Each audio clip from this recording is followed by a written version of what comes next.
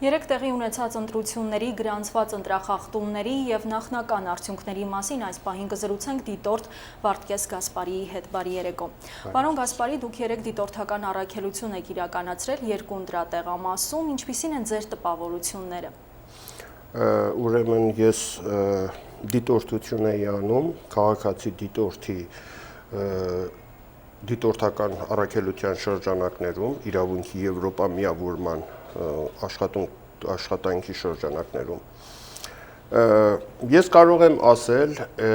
իմ գնահատականը այն է, որ ընտրությունները անցան քրեական տարրերի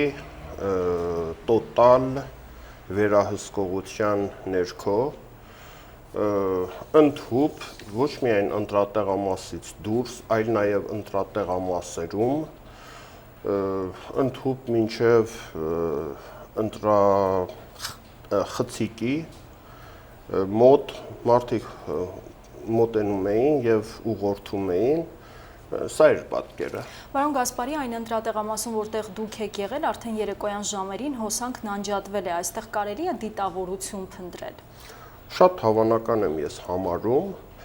որովհետև ես նկատեցի այն ինչ որ փորձեցի ուրեմն թույլ չտալ այդ քրեական տարրերի ուրեմն վերահսկողություններ եւ դա ինչ որտեղ արտառոց բաներ իրանց մոտ ստեղծել, այսպես միանշանակ տեղամասերում մարդ չկար։ Այո, բավականին պասիվ էին ընտրողները, դառնում նույնիսկ կենտրոնական ընտրական հանձնաժողովը։ Առավել ևս այդ երկու տեղամասերում, որտեղ ես եմ եղել, ընդհանրապես շատ ավելի պասիվ էր համեմատությամբ նույնիսկ այլ տեղամասերի հետ, նույն ասենք կենտրոնի շրջակայքում եւ այլն։ Սա ինչի մասին է այլն։ խոսում, պարոն Գասպարի, որ մարդիկ հոգնել են, չեն ցանկանում այլևս մասնակցել ընտրական գործընթացներին, թե այլևս չեն արժևորում իրենց ձայնը։ Ես դժվարանում եմ միանշանակ այդ հարցին պատասխանել, թույլ տվեք առանձին գնահատական չունեմ։ Շատ լավ։ Իդեպ Հայաստանի Հանրապետության կենտրոնական ընտրական հանձնաժողովի նախագահ Տիգրան Մուկուչյանը այսօր նշել է, որ Զարուհի Փոստանջյանի հետ տեղի ունեցած միջադեպը չի կարող ստվերել ընտրությունների ընթացքը։ Ինչպես եք մեկնաբանում նրա այս խոսքերը։ Ես ուրեմն այս կապակցությամբ լսեցի Շարմազանովի ուրեմն պատասխանը Ազատության եթերում, հետևյալ կերպ, որ եթե օրինակ Շարմազանովը ասում է, ես գամ մտնեմ ձեր լրատվամիջոցի գրասենյակ եւ հայտարարեմ այդ պահարանում ինչ որ հանցակազմի հատկանիշներ, ինչ որ հանցանքի հետ կապված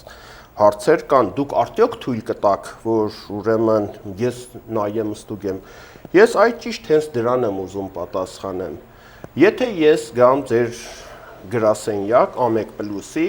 եւ իրոք ինչ որ հանցանիշներ տեսնեմ այդտեղ եւ հրավիրեմ իրավապահներին։ Եթե դուք թույլ չտաք իմ ներկայությամբ, որ այդ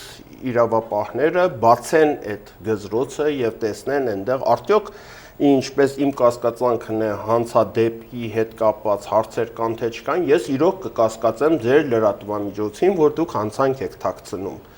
Ես կարծում եմ, որ դրանով ես ուղիղ ասացի հենց այն բանը, տարբերակը, որը Շարմազանովն էր մեջ բերել։ Ուրեմն ավելորդ է նշել, որ իրոք դա հանցանքը թաքցնելու եւս մեկ փորձ է, ոչինչ ավելին։ Պարոն Գասպարի, արդեն ընտրության նախնական արդյունքները հրապարակվել են, ձեզ համար անակնկալ էր արդյունքը կամ սպասում եք, որ այդպես կլինի։ Անկեղծ ասած, սպասում էի, որ այդպես մոտավորապես այդպես էլ կլինի, այդպես էի ենթադրում, ես իմ դիտարկումները ընտրությունների մասին նշել եմ, որ արդեն 2000-ական թվականներից իշխանությունները մոտավորապես այն սցենարն են ընտրում, որ Հյուսիսային Կորեայի տարբերակ ուզում են չլինի